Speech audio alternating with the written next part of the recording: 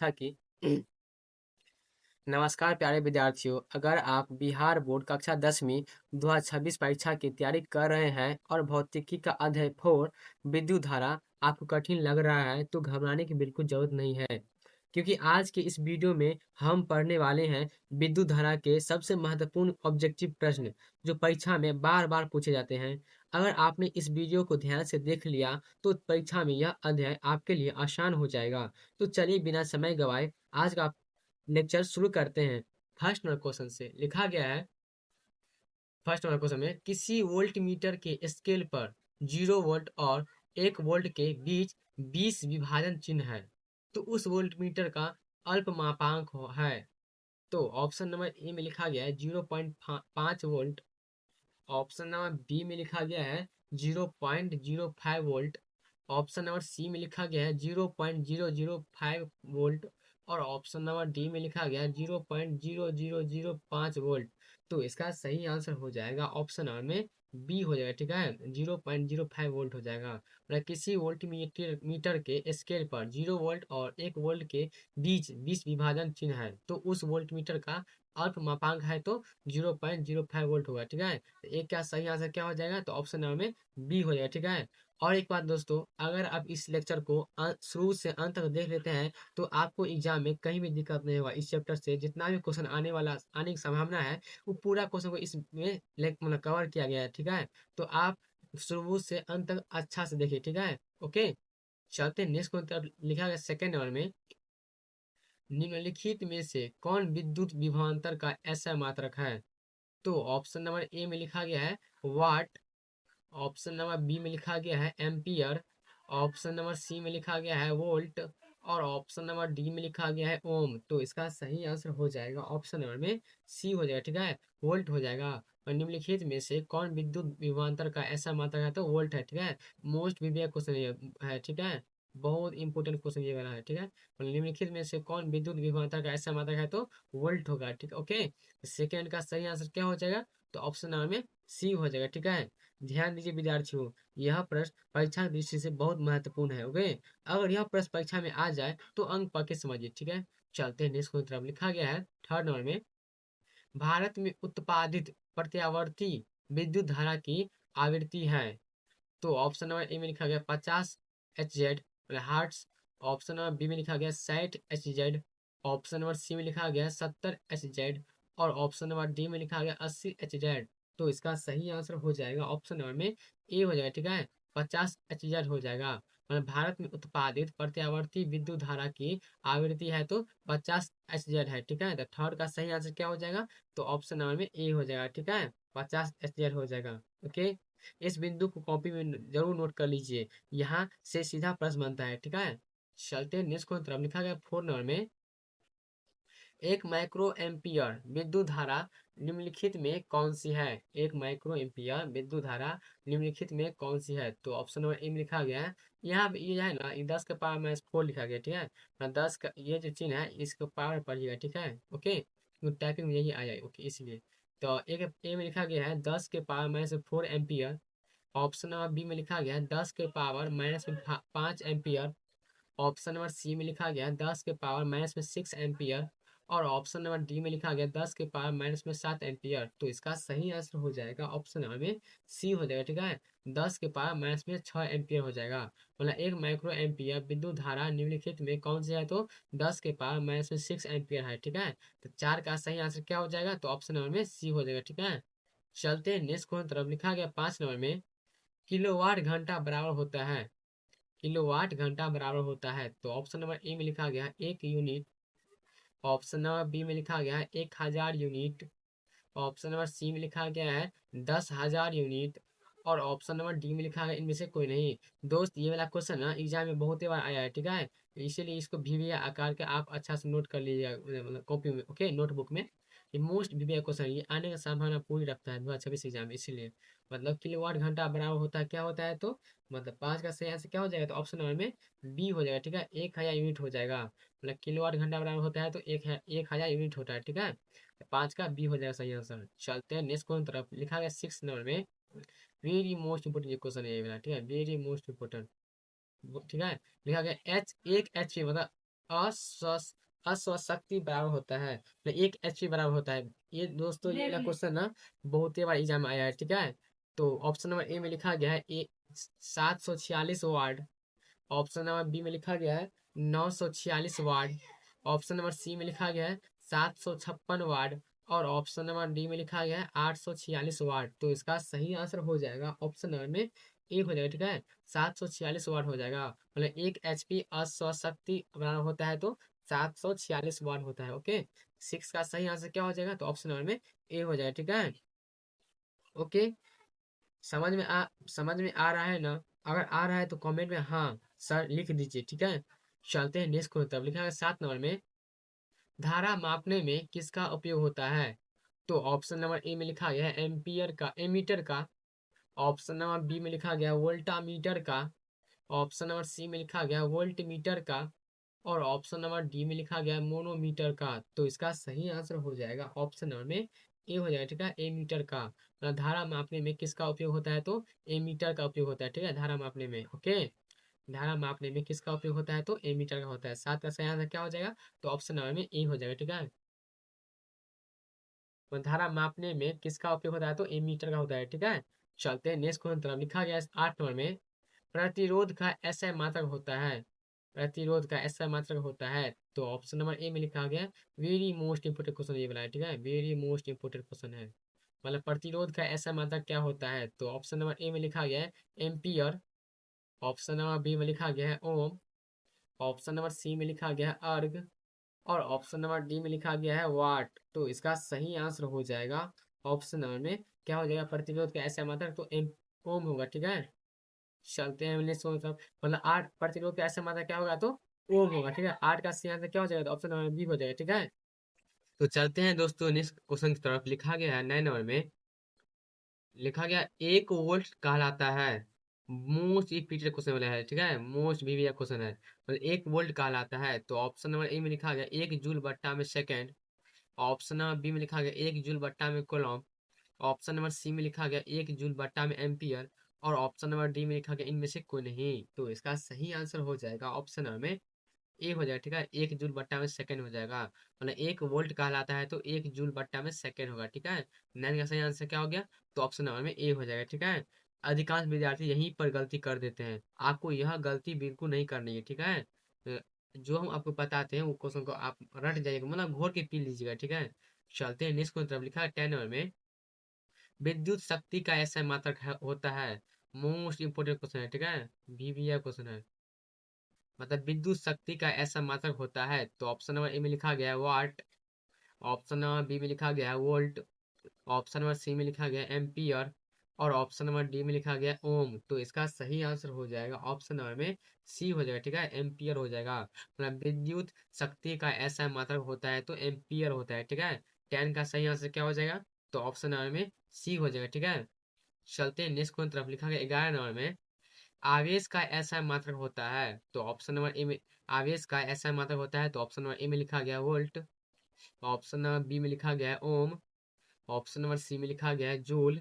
और option number D में लिखा गया है कुलॉम। तो इसका सही आंसर हो जाएगा ऑप्शन नंबर में 11 नंबर का सी हो जाएगा, ठीक है, जूल हो जाएगा। मतलब आवेश का ऐसा मात्रक होता है तो जूल होता है, ठीक है। आप ये वाला बात याद रखिए, ठीक है। बहुत इंपॉर्टेंट क्वेश्चन है ये, हर साल एग्जाम में आता है मतलब बहुत इंपॉर्टेंट क्वेश्चन है, ठीक है। मतलब आवेश का ऐसा मात्रक कितना क्या होता है, तो जूल होता है, ठीक है। 11 का सही आंसर क्या हो जाएगा, तो ऑप्शन नंबर में सी हो जाएगा, ठीक है। अगर ऐसे ही महत्वपूर्ण प्रश्न चाहिए तो चैनल को सब्सक्राइब करना ना भूलिए, ठीक है। चलते हैं नेक्स्ट क्वेश्चन, तब लिखा है 12 नंबर में 12 नंबर लिखा गया है कौन विद्युत का सर्वोत्तम सुचालक है। कौन विद्युत का सर्वोत्तम सुचालक है, तो ऑप्शन नंबर ए में लिखा गया है सी यू। ऑप्शन नंबर बी में लिखा गया है ए जी। ऑप्शन नंबर सी में लिखा गया है AI। और ऑप्शन नंबर डी में लिखा AL। और ऑप्शन नंबर डी में लिखा गया FE। तो इसका सही आंसर हो जाएगा ऑप्शन नंबर में 12 नंबर का क्या हो जाएगा, तो बी हो जाएगा, ठीक है, AG हो जाएगा।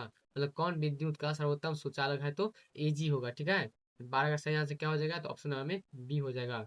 चलते हैं नेक्स्ट क्वेश्चन, लिखा है 13 नंबर में विभवांतर मापने वाले यंत्र को क्या कहा जाता है। विभवांतर मापने वाले यंत्र को क्या कहा जाता है, तो ऑप्शन नंबर ए में लिखा गया है आमीटर। ऑप्शन नंबर बी में लिखा गया है मतलब volt meter. Option number C में लिखा गया है गैल्वेनोमीटर। और ऑप्शन नंबर डी में लिखा गया इनमें से कोई नहीं, तो इसका सही आंसर हो जाएगा ऑप्शन नंबर में बी हो जाएगा। ठीक है, वोल्ट मीटर हो जाएगा। मतलब विभवांतर मापने वाले यंत्र को क्या कहते हैं, तो वोल्ट मीटर कहते हैं। ठीक है, तो 17 का सही आंसर क्या हो जाएगा, तो ऑप्शन नंबर में बी हो जाएगा। ठीक है, वोल्ट मीटर हो जाएगा। विभवांतर मापने वाले यंत्र को क्या कहा जाता है, तो वोल्ट मीटर कहा जाता है। ठीक है, 13 का सही आंसर क्या हो जाएगा, तो ऑप्शन नंबर में बी हो जाएगा। ओके, और एक बात, आपको डिस्क्रिप्शन में व्हाट्सएप चैनल का लिंक मिल जाएगा। ठीक है, उसमें आप ज्वाइन हो जाइए और आपको इस लेक्चर का मतलब हर एक लेक्चर का पीडीएफ आपको बिल्कुल फ्री में मिल जाएगा। ठीक है, वहाँ पे। ओके, तो व्हाट्सएप चैनल में जुड़ना ना भूलिए। ठीक है, चलते हैं क्वेश्चन तरफ। लिखा गया है 14 नंबर में, आमीटर को विद्युत परिपथ में कैसे जोड़ा जाता है। आमीटर को विद्युत परिपथ में कैसे जोड़ा जाता है, तो ऑप्शन नंबर ए में लिखा गया है श्रेणी क्रम में, ऑप्शन नंबर बी में लिखा गया है पार्श्ववर्ध में, ऑप्शन नंबर सी में लिखा गया ए और बी दोनों में, और ऑप्शन नंबर डी में लिखा गया इनमें से कोई नहीं, तो इसका सही आंसर हो जाएगा ऑप्शन नंबर में ए हो जाएगा। ठीक है, श्रेणी क्रम में, मतलब आमीटर को विद्युत परिपथ में कैसे जोड़ा जाता है, तो श्रेणी क्रम में जोड़ा जाता है। ठीक है, 14 का सही आंसर क्या हो जाएगा, तो ऑप्शन नंबर में ए हो जाएगा। ठीक है, मतलब आमीटर को विद्युत परिपथ में कैसे जोड़ा जाता है, तो श्रेणी क्रम में जोड़ा जाता है। ओके, ध्यान दीजिए छात्रों, यह प्रश्न सीधा परीक्षा से जुड़ा हुआ है। ठीक है, चलते हैं नेक्स्ट क्वेश्चन तरफ। लिखा है 15 नंबर में, एक कूलम्ब विद्युत आवेश कितने प्रोटॉनों से बनता है। एक कूलम्ब विद्युत आवेश कितने प्रोटॉनों से बनता है, मोस्ट ईवीवीआई क्वेश्चन है मेरा। ठीक है, मोस्ट ईवीवीआई क्वेश्चन, एक कूलम्ब विद्युत आवेश कितने प्रोटॉन से बनता है, तो ऑप्शन नंबर ए में लिखा गया 1.6 गुने 10 के power minus 19, option number C B में लिखा गया 1.6 गुने 10 के पावर माइनस 10 के पावर 19, ऑप्शन नंबर सी में लिखा गया है 6.25 गुने 10 के पावर 18, और ऑप्शन नंबर डी में लिखा गया 6.25 गुने 10 के पावर माइनस में 18, तो इसका सही आंसर हो जाएगा ऑप्शन नंबर में सी हो जाएगा। ठीक है, 6.25 गुने 10 के पावर 18 हो जाएगा। मतलब एक कूलम्ब विद्युत आवेश कितने प्रोटॉन से बनता है, तो 6.25 गुने 10 के पावर 18 से बनता है। ठीक है, तो 15 का सही आंसर क्या हो जाएगा, तो ऑप्शन नंबर में सी हो जाएगा। ओके, मोस्ट बहुत इंपॉर्टेंट क्वेश्चन ये वाला है। ठीक है, चलते हैं नेक्स्ट की तरफ। 16 नंबर में लिखा गया है, किसी चालक के छोरों के बीच विभवांतर भी, प्रतिरोध आर एवं प्रवाही धारा आई के बीच संबंध है। वो बहुत भी है क्वेश्चन, बहुत भी है क्वेश्चन है मेरा। ठीक है, मतलब किसी चालक के छोरों के बीच विभवांतर भी, प्रतिरोध आर एवं प्रवाही धारा आई के बीच संबंध है, तो ऑप्शन नंबर ए में लिखा गया आई बराबर आर बट्टा भी, ऑप्शन नंबर बी में लिखा गया आर बराबर एक आई बट्टा भी, ऑप्शन नंबर सी में लिखा गया आर बराबर बी बट्टा आई, और ऑप्शन नंबर डी में लिखा गया इनमें से कोई नहीं, तो इसका सही आंसर हो जाएगा ऑप्शन नंबर में सी हो जाएगा। ठीक है, आर बराबर बी बटा आई हो जाएगा।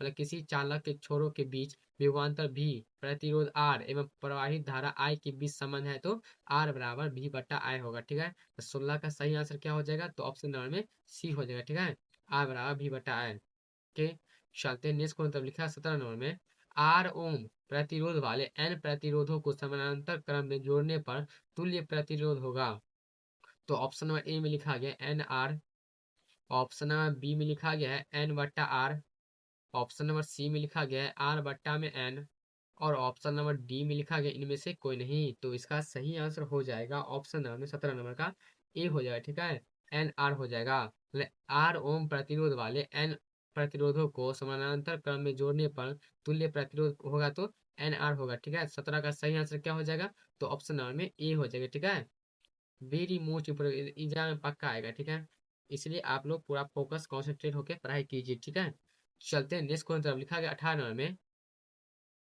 18 में लिखा गया है, किसी कुंडली का प्रतिरोध ज्ञात करने का सूत्र है, तो ऑप्शन नंबर ए में लिखा गया है आर बराबर वी आई। ये क्वेश्चन ना एग्जाम में बहुत बार आया है। ठीक है, इसलिए आप इसको अच्छा से देखिए। ऑप्शन नंबर ए में लिखा गया आर बराबर V I, option number B में लिखा गया आर बराबर वी बट्टा में आई, ऑप्शन नंबर सी में लिखा गया आर बराबर एक बट्टा भी, और ऑप्शन नंबर डी में लिखा गया है आर बराबर भी माइनस आई, तो इसका सही आंसर हो जाएगा ऑप्शन नंबर में बी हो जाएगा। ठीक है, आर बराबर भी बटा आई हो जाएगा। मतलब किसी कुंडली का प्रतिरोध ज्ञात करने का सूत्र है, तो आर बराबर भी बटा आई है। ठीक है, 18 का सही आंसर क्या हो जाएगा, तो ऑप्शन नंबर में बी हो जाएगा। ठीक है, यह बात अगर समझ में आ गई तो आधा अध्याय क्लियर है। इस कॉपी इससे कॉपी बॉक्स में बनाकर लिख लीजिए, यहीं से सवाल बनता है। बहुत इंपॉर्टेंट क्वेश्चन है ये वाला। ठीक है, भी घरे वाला लीजिएगा। ठीक है, चलते हैं नेक्स्ट क्वेश्चन। तब लिखा गया 19 नंबर में, 1 किलोवाट घंटा निम्नलिखित में किसके बराबर होता है? 1 किलोवाट घंटा निम्नलिखित में किसके बराबर होता है? तो ऑप्शन नंबर ए में लिखा गया 0.36 गुने 10 के power 10 joule. Option number B में लिखा गया 1.6 गुने 10 के पावर माइनस में 19 जूल। ऑप्शन नंबर सी में लिखा गया 3.6 गुने 10 के पावर 6 जूल। और ऑप्शन नंबर डी में लिखा गया है इनमें से कोई नहीं। तो इसका सही आंसर हो जाएगा ऑप्शन नंबर में 19 नंबर का सी हो जाएगा। ठीक है, 3.6 गुने 10 के पावर 6 जूल हो जाएगा। मतलब 1 किलोवाट घंटा निम्नलिखित में किसके बराबर होता है? तो 3.6 गुने 10 के पावर 6 जूल के बराबर होता है। ठीक है, 19 का सही आंसर क्या हो जाएगा? तो ऑप्शन नंबर में सी हो जाएगा। ओके, चलते हैं नेक्स्ट क्वेश्चन तरफ। लिखा गया 20 नंबर में निम्नलिखित में से कौन सा पद विद्युत परिपथ में विद्युत शक्ति को निरूपित नहीं करता? तो ऑप्शन नंबर ए में लिखा गया I² 2 R। Option number B में लिखा गया है I R² 2 R। Option number B C में लिखा गया है VI। और ऑप्शन नंबर डी में लिखा है V² बटा में R। तो इसका सही आंसर हो जाएगा ऑप्शन नंबर में, यहाँ पर I² R लिखा है। ठीक है, तो 20 में सही आंसर क्या हो जाएगा? तो ऑप्शन नंबर में बी हो जाएगा। ठीक है, I R² हो जाएगा। ठीक है, मतलब निम्नलिखित में कौन सा पद विद्युत परिपथ में विद्युत शक्ति को निरूपित नहीं करता? तो I R² हो जाएगा। ठीक है, तो 20 नंबर का सही आंसर क्या हो जाएगा? तो ऑप्शन नंबर में बी हो जाएगा। ठीक है, चलते हैं नेक्स्ट क्वेश्चन तरफ। लिखा गया 21 नंबर में एक विद्युत हीटर की कुंडली जिसका प्रतिरोध 55 ओम है, 220 वोल्ट के स्रोत से जो विद्युत धारा लेगी उसका मान होगा। तो ऑप्शन नंबर ए में लिखा गया 4 एम्पियर। ऑप्शन नंबर बी में लिखा गया 40 एम्पियर। ऑप्शन नंबर सी में लिखा गया 2.5 एम्पियर। और ऑप्शन नंबर डी में लिखा गया 25 एम्पियर। तो इसका सही आंसर हो जाएगा ऑप्शन नंबर में ए हो जाएगा। ठीक है, 4 एम्पियर हो जाएगा। मतलब एक विद्युत हीटर की कुंडली जिसका प्रतिरोध 55 ओमेगा है, 220 वोल्ट के स्रोत से जो विद्युत धारा लेगी उसका मान होगा तो 4 एम्पियर होगा। ठीक है, 21 का सही आंसर क्या हो जाएगा? तो ऑप्शन नंबर में ए हो जाएगा। ठीक है, 4 एम्पियर हो जाएगा। मतलब एक विद्युत हीटर की कुंडली जिसका प्रतिरोध 55 ओमेगा है, 220 वोल्ट के स्रोत से जो विद्युत धारा लेगी उसका मान होगा तो 4 एम्पियर होगा। ठीक है, तो 21 का सही आंसर क्या हो जाएगा? तो ऑप्शन नंबर में ए हो जाएगा। ठीक है, चलते हैं नेक्स्ट क्वेश्चन तरफ। लिखा गया 22 नंबर में किसी बल्ब से 1 मिनट में 120 कूलम आवेश प्रवाहित हो रहा है तो विद्युत धारा का मान होगा, मतलब आई कितना होगा यहाँ पे? तो ऑप्शन नंबर ए में लिखा गया 1 एम्पियर।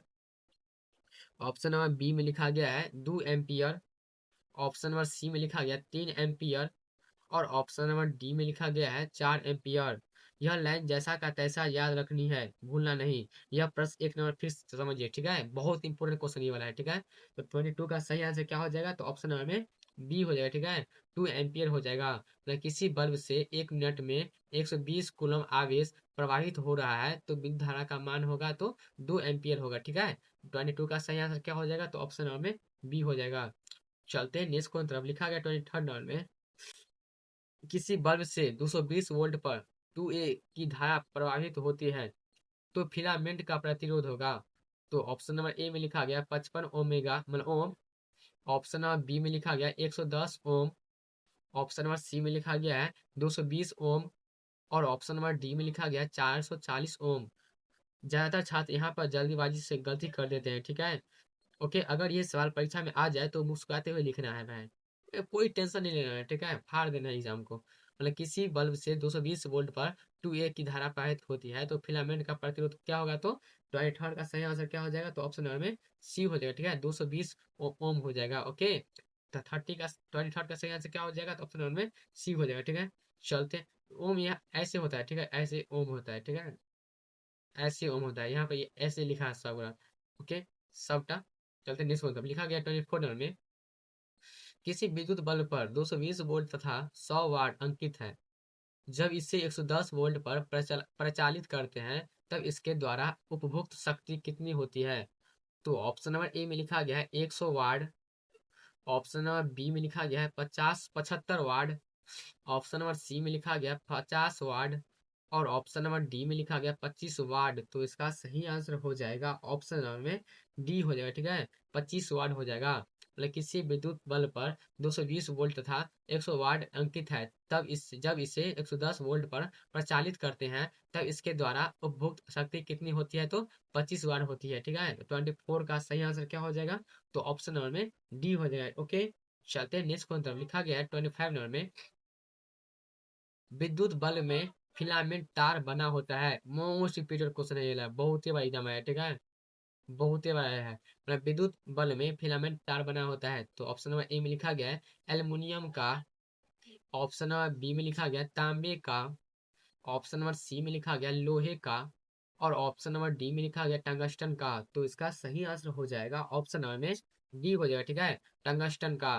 मतलब विद्युत बल्ब में फिलामेंट तार बना होता है, तो टंगस्टन का बना होता है। ठीक है, विद्युत बल्ब में फिलामेंट। ओके, तो 25 का सही आंसर क्या हो जाएगा, तो ऑप्शन नंबर में डी हो जाएगा। ठीक है, चलते हैं नेक्स्ट क्वेश्चन तरफ। लिखा गया है 26 नंबर में, ध्यान हटाया तो नंबर कटेंगे, ध्यान से सुनिए। ठीक है, और यह सवाल परीक्षा में आ जाए तो मुस्कुराते हुए फाड़ फूड़ देना है। ठीक है, चलते हैं। लिखा गया 26 नंबर में, किसी चालक के प्रतिरोधकता का मात्रक है, तो किसी चालक के प्रतिरोधकता का मात्रक है, तो ऑप्शन नंबर ए में लिखा गया ओम इन ओम का पावर -1, ऑप्शन नंबर बी में लिखा गया ohm into M, option number C में लिखा गया ओम बट्टा में एम, और ऑप्शन नंबर डी में लिखा गया इनमें से कोई नहीं। तो इसका सही आंसर हो जाएगा ऑप्शन नंबर में बी हो जाएगा। ठीक है, ओम इंटू एम हो जाएगा। न किसी चालक के प्रतिरोध का मात्रक होता है, तो ओम बट्टा में क्या हो जाएगा, तो मतलब बी हो जाएगा सही आंसर। ठीक है, ओम इंटू में एम हो जाएगा। ओके,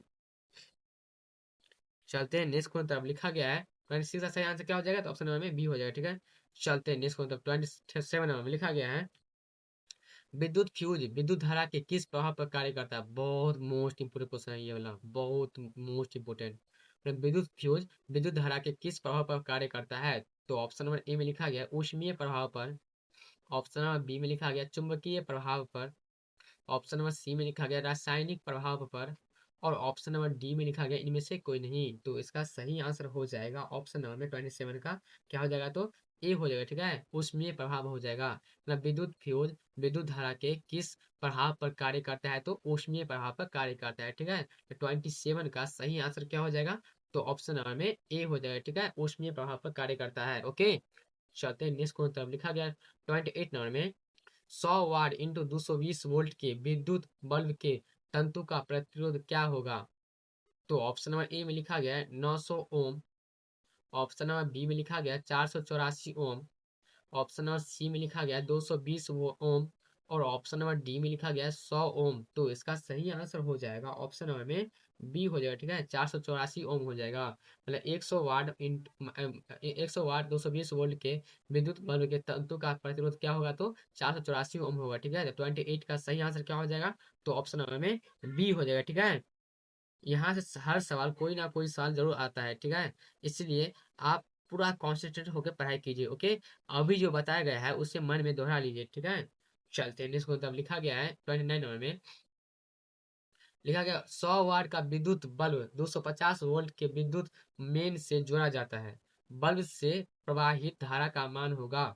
तो ऑप्शन नंबर ए में लिखा गया 0.1 एम्पियर, ऑप्शन नंबर बी में लिखा गया 0.4 एम्पियर, ऑप्शन नंबर सी में लिखा गया 2.5 एम्पियर, और ऑप्शन नंबर डी में लिखा गया 10 एम्पियर। तो इसका सही आंसर हो जाएगा ऑप्शन नंबर में 29 का बी हो जाएगा। ठीक है, 0.4 एम्पियर हो जाएगा। मतलब 100 वाट। ओके, एक मिनट।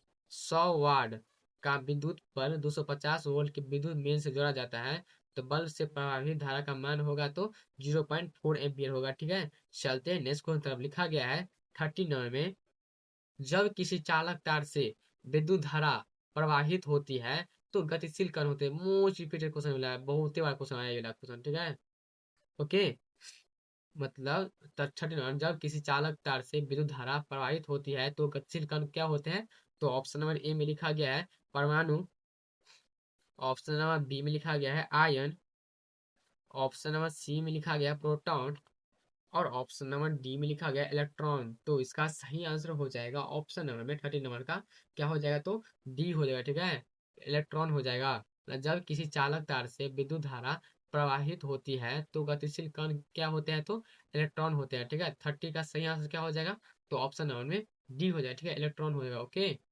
चलते हैं नेक्स्ट क्वेश्चन। 31 नंबर लिखा गया है, विद्युत बल्ब का तंतु बना होता है। तो option number a most important question लिया है, बहुत ही इम्पोर्टेंट क्वेश्चन है, बहुत। जिसको जिसको हम बोलते हैं ना इम्पोर्टेंट क्वेश्चन है, वो आप अच्छा से ध्यान से देखिएगा। ठीक है, विद्युत बल्ब का तंतु बना होता है, तो ऑप्शन नंबर ए में लिखा गया लोहे का, ऑप्शन नंबर बी में लिखा गया तांबा का, ऑप्शन नंबर सी में लिखा गया टंगस्टन का, और ऑप्शन नंबर डी में लिखा गया एल्युमिनियम का। तो इसका सही आंसर हो जाएगा ऑप्शन नंबर में सी हो जाएगा। ठीक है, टंगस्टन का हो जाएगा। मतलब विद्युत बल्ब का तंतु बना होता है तो टंगस्टन का बना होता है। ठीक है, ओके, सी हो जाएगा सही आंसर 31 का। ठीक है, चलते हैं नेक्स्ट क्वेश्चन 32 नंबर में, विद्युत वाहक बल किस यंत्र से मापा जाता है। विद्युत वाहक बल किस रंग से विद्युत वाहक बल किस यंत्र से मापा जाता है। तो ऑप्शन नंबर ए में लिखा गया है एमीटर, ऑप्शन नंबर बी में लिखा गया है, क्या लिखा गया है, थर्मामीटर, और ऑप्शन नंबर डी में लिखा गया है, सी में लिखा वोल्ट मीटर, और ऑप्शन नंबर डी में लिखा गया है वोल्ट मीटर। तो इसका सही आंसर हो जाएगा ऑप्शन नंबर में 32 का क्या हो जाएगा, तो सी हो जाएगा। ठीक है, वोल्ट मीटर हो जाएगा। मतलब विद्युत वाहक बल किस यंत्र से मापा जाता है, तो वोल्ट मीटर से मापा जाता है। ठीक है, तो 32 का सही आंसर क्या हो जाएगा, तो ऑप्शन नंबर में सी हो जाएगा। ठीक है, वोल्ट मीटर हो जाएगा। ओके, चलते हैं नेक्स्ट क्वेश्चन तरफ। लिखा गया है 33 नंबर में, निम्नलिखित पदार्थों में कौन चालक है। निम्नलिखित पदार्थों में कौन चालक है। मोस्ट इंपोर्टेंट क्वेश्चन है, बहुत इंपोर्टेंट क्वेश्चन है, बहुत बहुत बहुत। तो ऑप्शन नंबर ए में लिखा गया है चीनी मिट्टी, ऑप्शन नंबर बी में लिखा गया है अभ्रक, ऑप्शन नंबर सी में लिखा गया है कांच, और ऑप्शन नंबर डी में लिखा गया है एल्युमिनियम। तो इसका सही आंसर हो जाएगा ऑप्शन नंबर में क्या हो जाएगा सही आंसर 33 का, तो डी हो जाएगा। ठीक है, एल्युमिनियम हो जाएगा। निम्नलिखित पदार्थों में कौन चालक है, तो एल्युमिनियम जो है ना, वो चालक है। ठीक है, तो 33 का सही आंसर क्या हो जाएगा, तो ऑप्शन नंबर में डी हो जाएगा। ठीक है, डी हो जाएगा। ओके, यह बिंदु अंडरलाइन करके याद रखना है। अगर समझ में आ रहा है तो कमेंट में समझ आया लिख दीजिए। ठीक है, चलते हैं नेक्स्ट तरफ। लिखा गया है तो 34 नंबर में, मतलब एकांक धनावेश को दो बिंदुओं के बीच स्थानांतरित करने में जो कार्य करना पड़ता है वह निम्नलिखित में से किसका मापक है। तो ऑप्शन नंबर ए में लिखा गया है विद्युत धारा का, ऑप्शन नंबर बी में लिखा गया है विभवांतर का, ऑप्शन नंबर सी में लिखा गया प्रतिरोध का, और ऑप्शन नंबर डी में लिखा गया शक्ति का। तो इसका सही आंसर हो जाएगा ऑप्शन नंबर में बी हो जाएगा। ठीक है, विभवांतर का हो जाएगा।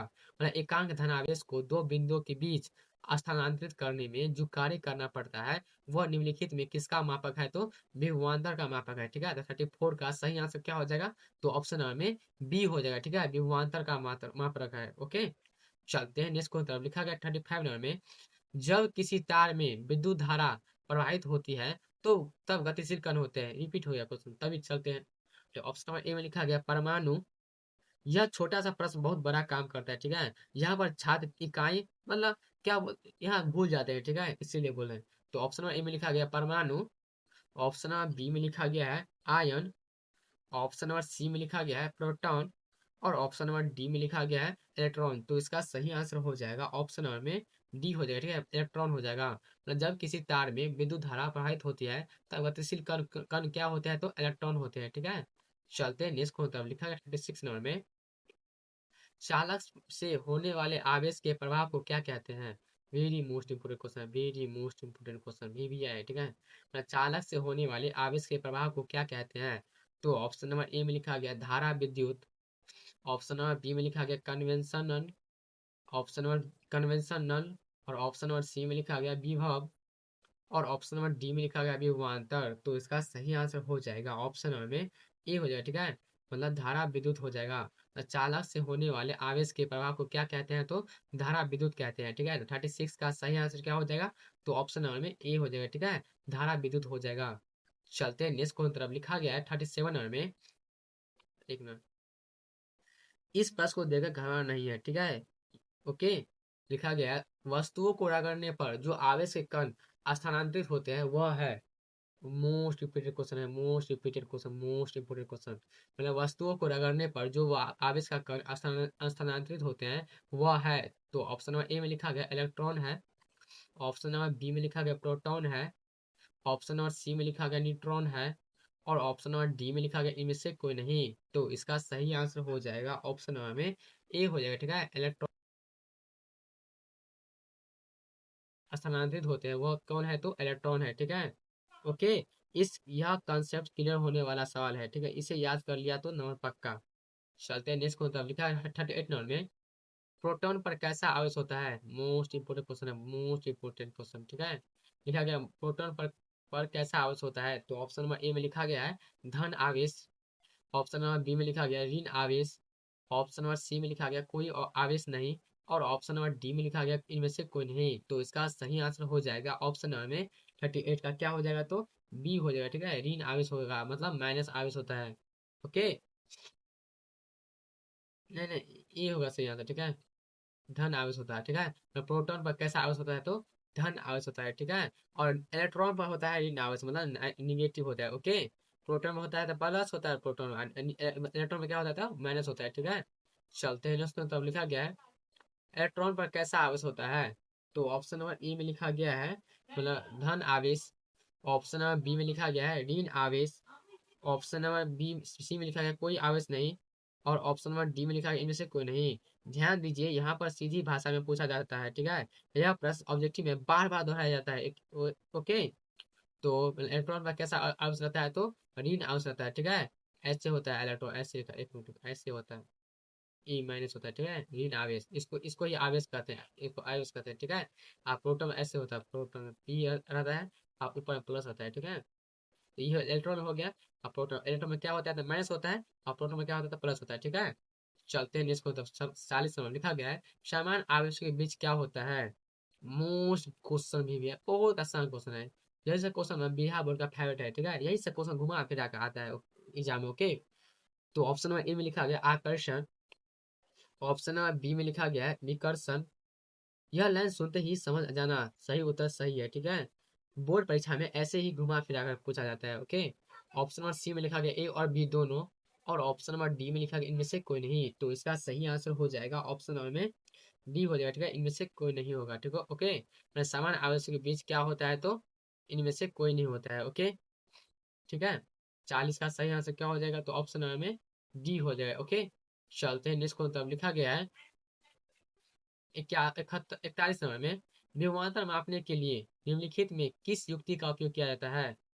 तो ऑप्शन नंबर ए में लिखा गया है एमीटर का, ऑप्शन नंबर बी में लिखा गया गैल्वेनोमीटर का, ऑप्शन नंबर सी में लिखा गया वोल्ट मीटर का, और ऑप्शन नंबर डी में लिखा गया ओम मीटर का। तो इसका सही आंसर हो जाएगा ऑप्शन नंबर में सी हो जाएगा। ठीक है, वोल्ट मीटर का, मतलब विभवांतर मापने के लिए निम्नलिखित में किस युक्ति का उपयोग किया जाता है? तो वोल्ट मीटर का उपयोग किया जाता है। ठीक है, तो 41 का सही आंसर क्या हो जाएगा? तो ऑप्शन नंबर में सी हो जाएगा। ठीक है, वोल्ट मीटर हो जाएगा। ओके, चलते हैं नेक्स्ट को, तब लिखा गया है 42 नंबर में, एमीटर को विद्युत परिपथ में कैसे जोड़ा जाता है? मोस्ट इंपोर्टेंट क्वेश्चन वाला है। ठीक है, मतलब एमीटर को विद्युत परिपथ में कैसे जोड़ा जाता है? तो ऑप्शन नंबर ए में लिखा गया समांतर क्रम में, ये वीवीआई क्वेश्चन है। ठीक है, आप ठीक मतलब इसको अच्छा से लिख लीजिएगा, वीवीआई क्वेश्चन है।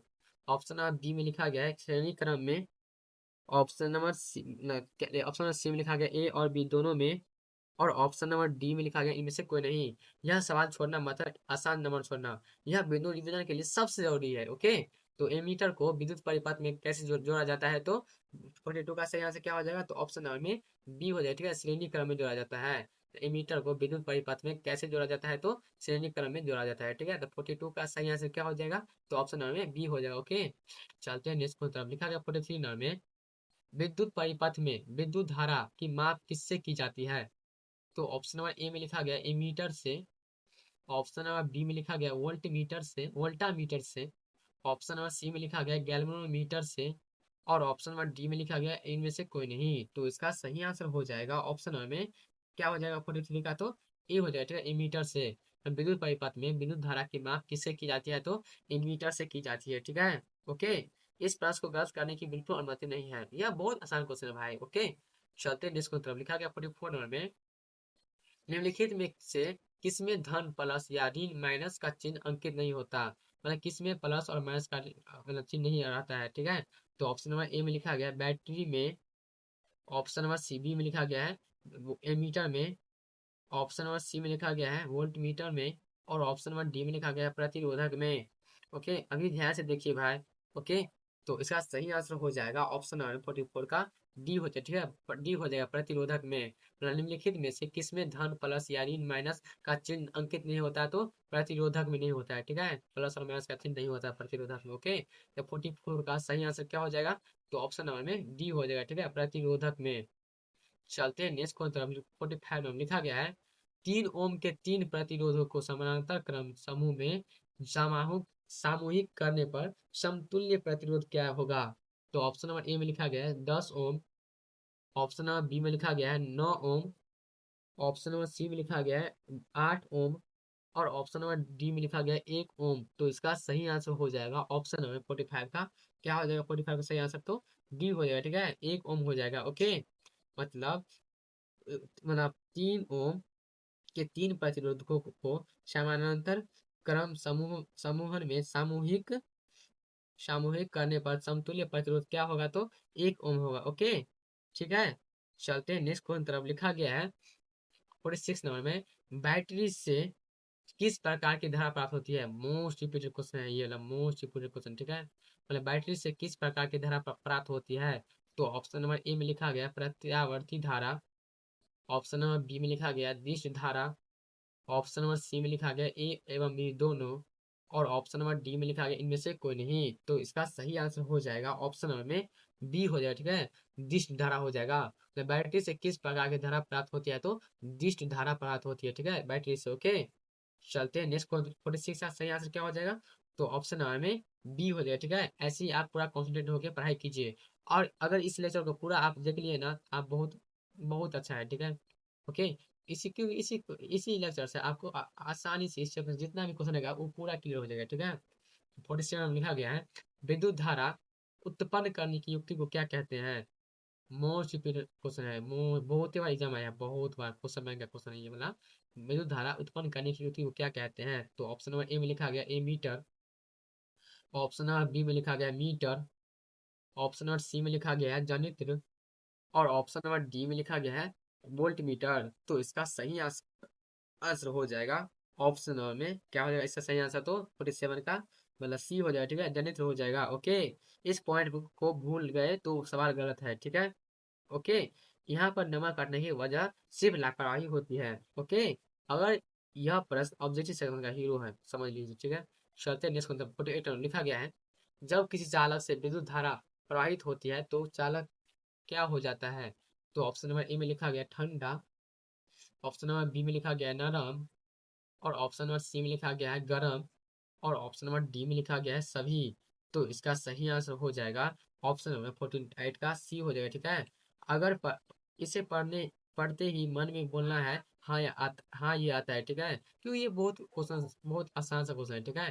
तो जब किसी चालक से विद्युत धारा प्रवाहित होती है तो चालक क्या हो जाता है, तो गर्म हो जाता है, ठीक है। तो 48 का सही आंसर क्या हो जाएगा, तो ऑप्शन नंबर सी हो जाएगा। ओके, चलते हैं नेक्स्ट क्वेश्चन। लिखा गया 49 में किसी निश्चित समय में किसी निश्चित प्रतिरोध वाले चालक में उत्पन्न ऊष्मा धारा के, ऑप्शन नंबर ए में लिखा गया समानुपाती होती है, ऑप्शन नंबर बी में लिखा गया है वर्ग के समानुपाती होती है, ऑप्शन नंबर सी में लिखा गया व्युत्क्रमानुपाती होती है, और ऑप्शन नंबर डी में लिखा है वर्ग के व्युत्क्रमानुपाती होती है। तो इसका सही आंसर हो जाएगा ऑप्शन नंबर में बी हो जाएगा, ठीक है, वर्ग के समानुपाती होती है। किसी निश्चित समय में किसी निश्चित प्रतिरोध वाले चालक में उत्पन्न ऊष्मा धारा के वर्ग के समानुपाती होती है, ठीक है। तो 49 का सही आंसर क्या हो जाएगा, तो ऑप्शन नंबर में बी हो जाएगा, ठीक है। यह प्रश्न कम समय में हल होने वाला है, ठीक है, ध्यान दीजिए यही बात एग्जाम में काम आएगी। ओके, चलते हैं नेक्स्ट को तरफ। लिखा गया 50 नंबर में 1 HP बराबर होता है, मोस्ट इंपोर्टेंट मिला सवाल बहुत इंपोर्टेंट है, ठीक है, बहुत इंपोर्टेंट है। तो ऑप्शन नंबर ए में लिखा गया है 700 वाट, ऑप्शन नंबर बी में लिखा गया है 646 वाट, ऑप्शन नंबर सी में लिखा गया है मतलब 710 वाट, और ऑप्शन नंबर डी में लिखा गया है 746 वाट। तो इसका सही आंसर हो जाएगा ऑप्शन नंबर में डी हो जाएगा, ठीक है, 746 वाट हो जाएगा। मतलब 1 HP बराबर कितना होता है, तो 746 वाट होता है। ओके, तो विद्यार्थियों, अगर आपने आज के इस वीडियो को ध्यान से देखा है तो विद्युत धारा अध्याय का बड़ा हिस्सा तैयार हो चुका है। अब परीक्षा में जब इस अध्याय से प्रश्न आएगा तो आप बिना घबराए सही उत्तर लिख पाएंगे। ओके, याद रखिए भौतिकी समझने का विषय है, रटने का नहीं। और हमने आज इसे बहुत आसान तरीके से समझा है। वीडियो पसंद आया है तो लाइक जरूर करें, ठीक है। अपने दोस्तों के साथ शेयर करें। और बिहार बोर्ड 2026 परीक्षा में जुड़े ऐसी महत्वपूर्ण वीडियो के लिए चैनल को अभी सब्सक्राइब कर लें। मिलते हैं अगले वीडियो में एक और महत्वपूर्ण अध्याय के साथ। तब तक पढ़ते रहिए, आगे बढ़ते रहिए। धन्यवाद।